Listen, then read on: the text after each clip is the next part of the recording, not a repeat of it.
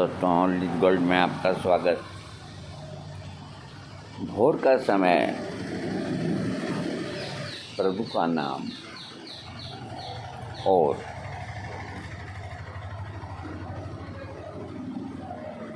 किसी रोग की जानकारी देना, ये भी ईश्वर की इबादत के बराबर होता है। कोई तन दुखी, कोई मन दुखी, दुखी सब संसार। दुबलापन, बहुत से लड़के, भाई, बंधु बहुत ज़्यादा दुबले होते हैं तो ऐसा लगता है कि वो हवा में उड़ जाएंगे, इतने दुबले होते हैं और वो अपने दुबलेपन से परेशान रहते हैं। तो आदमी को दुबला ज़रूर होना चाहिए। एक चेहरे पे रौनक होनी चाहिए, स्फूर्ति होनी चाहिए, कोई तरह की कमजोरी नहीं होनी चाहिए। तो वो एक दुबलापन अलग चीज़ है, वो अच्छे स्वास्थ्य की निशानी है। और कभी क्या हो गया, कभी जुकाम हो गया, कभी कुछ हो गया, खाया पिया लगता नहीं है, दुबले होते जाते हैं, थोड़े चलते थक जाते हैं, तो ये दुबलापन एक तरह से बीमारी माना जाता है। तो मैं इसकी जानकारी आपको, शरीर इतना दुबला हो कि शरीर से हड्डियां नज़र आए या ज़रूरी हिस्सों पर वसा न हो, तो ये दुबलापन है। ऐसे लोग देखने में कमज़ोर नज़र आते हैं। दुबलापन मनुष्य के शरीर में कुछ कीटाणुओं की रासायनिक क्रिया से प्रभावित होता है, जिसकी गति थायराइड ग्रंथि पर निर्भर करती है। ये ग्रंथि जिस व्यक्ति में जितनी छोटी और पतली होगी, व्यक्ति उतना ही कमज़ोर होगा। मोटापे की तरह ज़्यादा पतला होना भी एक बीमारी है। ऐसे लोग मोटा होने के लिए बहुत उपाय करते हैं, लेकिन फिर भी उनका शरीर मोटा नहीं होता। कुछ लोग सेहतमंद लोगों से ज़्यादा खाकर भी दुबले ही रहते हैं और उनका शरीर मोटा नहीं होता। मोटापे की तरह दुबलापन भी कई समस्याओं की वजह से हो सकता है।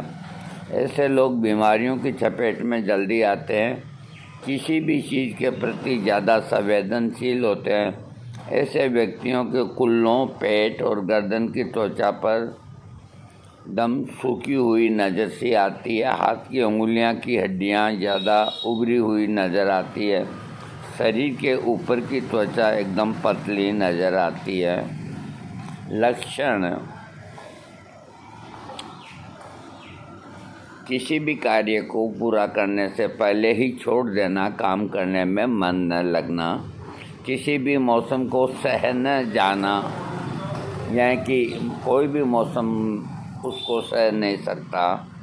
जैसा कि सर्दी में ज़्यादा सर्दी लगना, गर्मी में अधिक गर्मी लगना, गले की हड्डियां भी उभरी हुई नज़र आना, घुटने, कोहनी आदि के हिस्से उभर कर बाहर आना, चिड़चिड़ापन, हताश रहना, चेहरा पतला घसा हुआ नज़र आना, जल्दी थक जाना, त्वचा रूखी तथा बेजान नज़र आना, मलमूत्र का कम मात्रा में विसर्जन, लंबाई के अनुपात में वजन का कम होना, शरीर के वसा वाले हिस्सों जैसे कि नितंब आदि पर भी वसा का न होना, शरीर इतना पतला कि हड्डियां नज़र आए, ये दुबलापन बीमारी में आता है।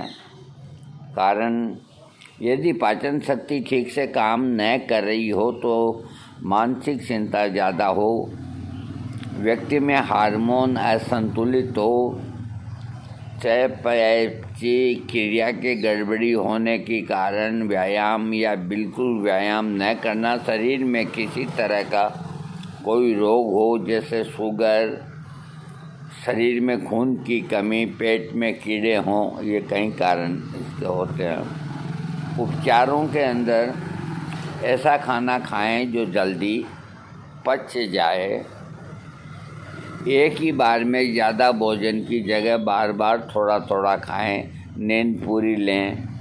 शरीर को वसा देने वाले खाद्य पदार्थ ज़्यादा खाएं। रोज़ाना दूध पिएं। भोजन में देसी घी का इस्तेमाल करें। शराब या अन्य चीज़ भी प्रकार के नशे से दूर रहें। मौसमी फल, सब्जियां, सूखे मेवे, ड्राई फ्रूट्स रोज़ के खाने में शामिल करें। कुछ घरेलू नुस्खे हैं। दूध और केला सबसे बढ़िया नुस्खा है, सस्ता, सुंदर और टिकाऊ। केला में पोटेशियम कार्बोहाइड्रेट उच्च मात्रा में होता है, शरीर को तुरंत ऊर्जा देता है। रोज़ाना सुबह 1 गिलास गर्म दूध के साथ 1 केला खाने से वज़न बढ़ता है। दूध में चीनी भी मिलावें। मूंगफली का मक्खन। मूंगफली के मक्खन में उच्च कैलोरी और पौष्टिक तत्व होते हैं। आम मक्खन की तरह नाश्ते में मूंगफली का मक्खन खाने से वज़न बढ़ता है। इस मक्खन को फलों के साथ मिलाकर भी खाया जा सकता है। ड्राई फ्रूट के अंदर मूंगफली, बादाम, काजू, अखरोट, किशमिश, अंजीर जैसे मेवों को भूनकर खाने से वज़न बढ़ता है। सभी मेवे वसा, फाइबर, विटामिन और खनिज से भरे होते हैं, जो कि वज़न को संतुलित बनाते हैं। वज़न को बढ़ाने के लिए हर रोज़ दूध में सूखे मेवे उबाल कर पीवें। आलू भी कार्बोहाइड्रेट से भरा होता है। आलू को यदि मक्खन में तलकर खाया जाए तो वज़न बढ़ाने में सहायक है। आलू के चिप्स और फ्रेंच फ्राइज खाने वाले लोगों का वज़न भी तेज़ी से बढ़ता है। दोपहर में सोने से भी वज़न बढ़ता है। तो यानी कि जो लोग मोटे हैं उनको दोपहर के अंदर नहीं सोना चाहिए। हाँ, अगर कोई पेट के रोगी हैं तो वो दोपहर के अंदर, या वृद्ध हैं तो वो दोपहर के अंदर सो सकते हैं घंटा आध घंटा, जहाँ तक वो नींद न लें, आराम करें, रेस्ट करें। और ये जो अभी मौसम चल रहा है, इसके अंदर अगर बिल्कुल स्वस्थ आदमी भी दोपहर के अंदर अगर दिन में सोता है तो यूँ मान के चलो कि वो कई बीमारियों को बुलावा देता है, क्योंकि शरीर के अंदर बहुत नमी रहती है। नमी रहने से फिर अंदर सो जाते हैं, एसी चला लेते हैं या जैसा भी है, उसके बाद उठने के बाद में ताजगी शरीर के अंदर नहीं रहती, नमी और बढ़ जाती है और छींक आ जाती है। और उसके अलावा हाथ पांव टूटते हैं। कम से कम 1-1.5 घंटे तक तबीयत है जो ठीक नहीं रहती। तो आयुर्वेद के हिसाब से देखो, जो बीमार हैं उनका नहीं करते हम। निरोग व्यक्ति को दिन के अंदर बारिश के दिनों में नहीं सोना चाहिए। वो एक अलग बात है कि कुछ खा लिया पी लिया तो 10-20 मिनट के लिए लेट गए, उसे हम सोना नहीं करते। लेकिन आप खूंटी तान के 2 घंटा अगर बारिश के मौसम में सोते हैं और निरोग हैं तो आप अपनी आयु को कम कर रहे हैं। इसलिए जो पतले हैं उनका चल रहा सब्जेक्ट, तो दोपहर को खाने के बाद करीब 45 मिनट तक, 1 घंटे तक वो नींद लेवें। ऐसा करने से वज़न बढ़ता है। अब जिनका वज़न पहले बढ़ा हुआ है वो दोपहर को सोएंगे तो और बढ़ेगा। ये पतले आदमी सो सकते हैं। रोज़ाना व्यायाम करने से आपकी भूख खुलती है, जिससे आप भोजन अच्छी मात्रा में खाते हैं, जो कि वज़न बढ़ाने में सहायक है। मक्खन और चीनी। रोज़ाना खाना खाने से पहले 1 चम्मच मक्खन 1 चम्मच चीनी मिलाकर खाएं, बाद में खाना खाएं। ऐसा करने से भी वज़न बढ़ता है। बीन्स में फाइबर, प्रोटीन, कार्बोहाइड्रेट की उच्च मात्रा होती है। बीन्स के अंतर्गत काले सेम, दाल, लाइमा, लाल राजमा आदि खाए जा सकते हैं। रोज़ाना किसी न किसी तरह की बीन्स को अपने खाने में शामिल करें। अंडे भी वज़न बढ़ाने के लिए सहायक हैं। अंडों में कैलोरी, वसा और प्रोटीन की उच्च मात्रा होती है।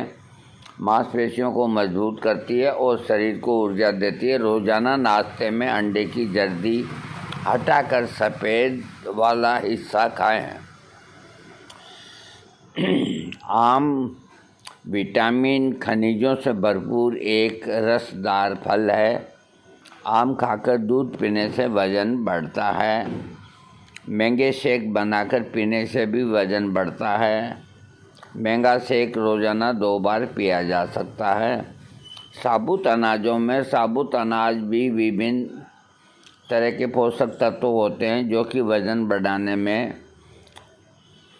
इसके अंदर ब्राउन राइस, जई, गेहूं आदि में कार्बोहाइड्रेट उच्च मात्रा में होता है। मांसपेशियों को मजबूत बनाकर वज़न को बढ़ाता है। पनीर को कई रूपों से खाया जा सकता है। जो लोग वज़न बढ़ाने की कोशिश करते हैं उनके लिए पनीर अच्छा स्रोत है। इससे शरीर में प्रोटीन, कैल्शियम, कोलेस्ट्रॉल और वसा की कमी पूर्ति होती है। साधारण दूध में पनीर के साथ ही बकरी के दूध से बना पनीर वज़न बढ़ाने में सहायक होता है।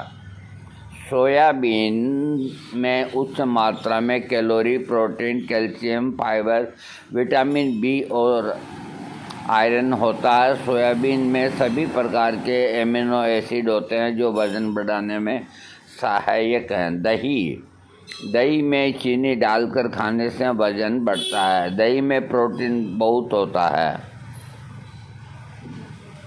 रोज़ाना दही खाने से वज़न बढ़ने में सहायता मिलेगी। एवोकाडो में पोटेशियम और फोलिक एसिड उच्च मात्रा में होता है। एवोकाडो में विटामिन ई भी होता है। रोज़ाना एवोकाडो का सलाद के रूप में खाने या तेल के साथ ग्रिल करके खाने से वज़न बढ़ता है। देखिए, ये सब मैंने वज़न बढ़ाने की आपको बताई है।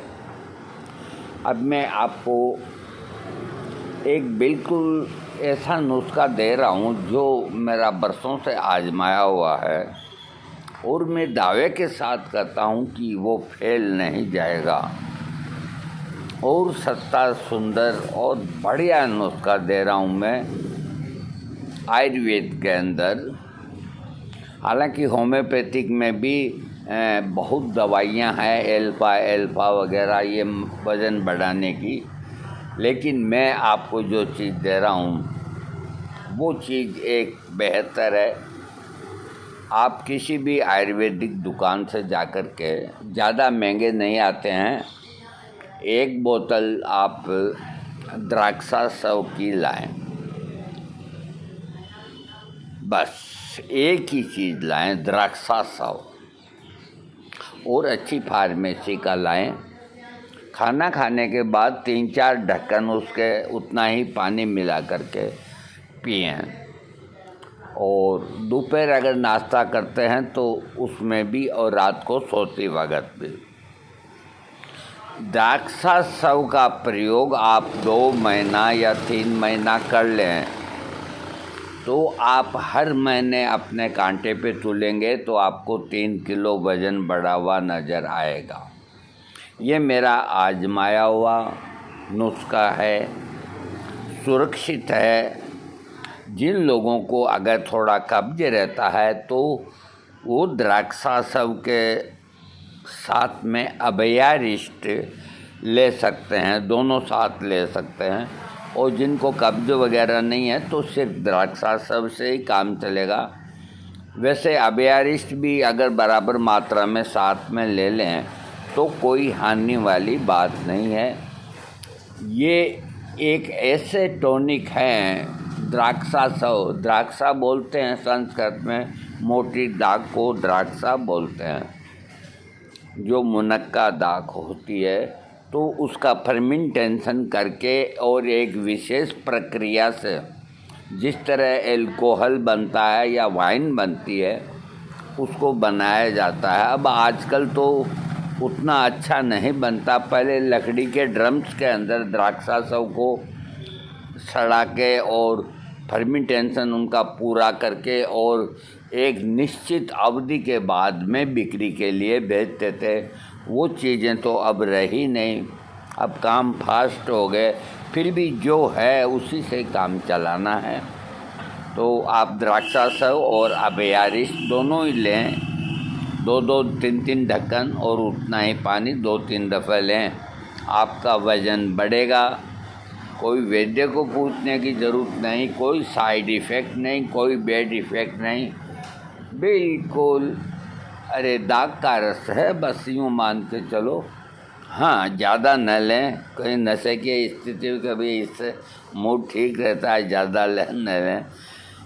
द्राक्षाशव का प्रयोग करें। आपको और कोई लफड़े में पड़ने की ज़रूरत नहीं। और कोई वैद्य के धक्के लग गए तो वो आपको 2-4 बस में लिख देगा। भूख लगने के लिए करवाद रस लिख देगा, वो लिख देगा, वो लिख देगा। उसको तो पर्ची भरनी नहीं, ऐसा नहीं करें। आप बाज़ार से द्राक्षाशव लाएं और उसका प्रयोग करें। अपने खान पान का ध्यान रखें, कुछ मेहनत करें और